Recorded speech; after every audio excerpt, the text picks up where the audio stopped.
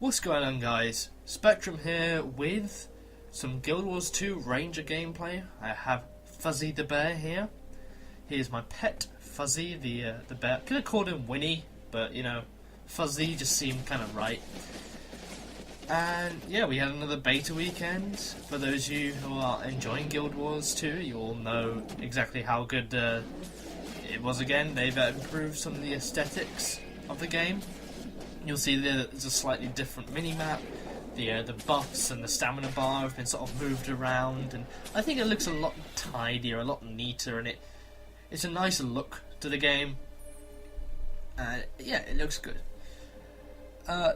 So at this beta I tried out a few new characters. The Ranger was one of the characters I tested out. Really fun class. Probably my favourite now. The Guardian was my favourite last time, but now the Ranger's just so much better. I really like long range combat, and that's why I think I want to try out the Elementalist again when the game comes out, because it's running a lot smoother for me now. I kind of want to try out the Elementalist, see if I'm a bit better at the game, and I'll be able to. So with the Ranger, I really just used the longbow for my main weapon, and then my weapon swaps were sword main hand and then dagger offhand. I don't really know much about the rest of the abilities for the Ranger. I use the hatchets because you use the hatchets you know, when you start the game, but I was basically just using the longbow and sword and dagger. So those are the abilities I know about, those are the ones I'll go over. Right here you see I'm using a combination of all my abilities to take down these guys. That's kind of what you do as a Ranger. That's why it makes coming across multiple enemies kind of difficult.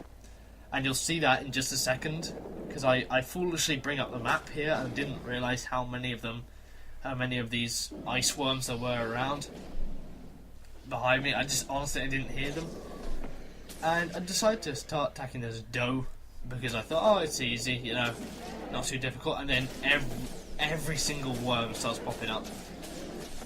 And so, yeah, this doesn't go well, and through a combination of me not realising how close to losing my pet and getting several debuffs put on me, I get owned. And one of the great things about being a Ranger actually is being able to use your pet to take down enemies for you, to rally you when they get taken down, but that doesn't happen here and I get owned. So let's see how many there were chasing me. Kind of insane. But I decided to come back here, get my armor repaired at some point, and start exploring other parts of the world. I was kind of done with the Norn area at this point. Not, you know, entirely. I still had a bunch to do, but not at the level I was. So I decided to explore out. I come to this place called Lion Arch. Now, this is kind of like the hub world. It's less like orientated for one, you know, certain class. I doubt there are any instances here. I expect this to be more like the open world dungeons and caves to explore, rather than, you know, just specific areas with side quests. I know there are plenty of things to do here.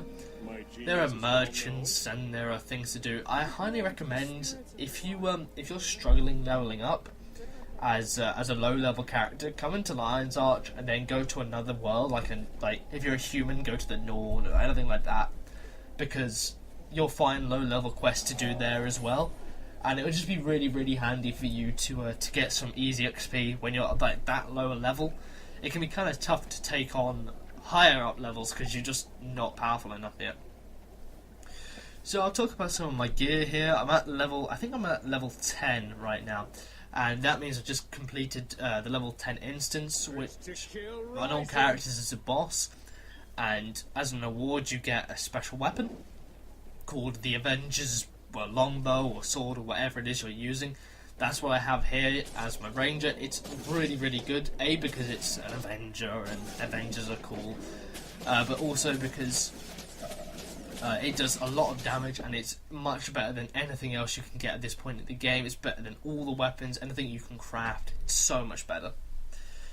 So here I'm using a sort of a combination of the Ranger skills. You've got all sorts of different abilities as a Ranger. First one, your auto attack does more damage the further away they are, which is fantastic. Second ability, Rapid Fire, you see me using here. Look how much damage it does, and I missed a lot of those shots, so that's a really, really good ability. Very good for taking down like specific enemies really quickly, I find. Third ability is, I believe it's called Hunter's Arrow. It's a very quick arrow that does a little bit of damage and then puts a debuff on them. It's a deprotect debuff. It's really, really powerful, and it combos really, really well with the rest of your abilities. So I often lead with that. It's about the same range as your other abilities, like Rapid Fire and your Long Shot. So that's really handy. Fourth ability is Knockback. I only use that when they get close up because it's kind of short range in relation to the rest of your abilities. But as it kind of states, it knocks them back, and then if you're auto attacking while you're using your knockback, then it will keep attacking immediately after and do some insane damage, as long as they can actually be affected by knockback. Here, this ability is your AoE ability. It's you saw me use it at the beginning. It cripples your enemies. Really, really handy because you slow them down and just pour on the damage like I'm doing here. It's the only AoE ability I have as a ranger, so it kind of sucks that it's designed to keep enemies away from you. You don't have like a frontal cone ability as a ranger, so if you come across like 2 or 3 enemies at once, you don't have the power of, say, a warrior or a guardian to take out just a couple of enemies in front of you. The ranger's combat is more based around taking out specific enemies, which I'm fine with. It's only a few instances where I get taken down by a couple of enemies in front of me. I haven't tested out all the weapons they have though, so that might be something. Right here, I was just doing some more leveling up. I think I just completed the side quest, so I decided to show you guys the sword and the dagger here in a second. Really, really good abilities as well. Kind of based around, again, single enemies and just really taking out enemies efficiently and without too much damage. So your first attack, standard melee. It does seem to have some kind of lunge ability to put you in range of your enemies. It cripples them as well, so that's kind of useful. Your second ability is the ability to dodge back with bees. You saw me just use it there. It does some damage and then you evade. Pretty good. It's good if you need to get out some combat. The whole reason I have sword and dagger is to quickly take down some melee enemies and then get out and use longbow again. Third ability is a dodge and attack from behind, which is really, really useful. Evade more. It's all about minimizing damage. Fifth ability I use here, I'll just mention that it's a throwing knife. I always forget to use it, really. Fourth ability, which is your dagger again. It poisons them and then you evade all their hits, which is, I think, pretty powerful actually. That's all the abilities there. Unfortunately, I do get taken down again. I was fighting a veteran and a standard warrior. This is an example of how unfair the AI can get. Like, they just keep pouring on the damage even though I'm downed. I know I was the only player in distance, but kind of sucks that they keep pouring it on.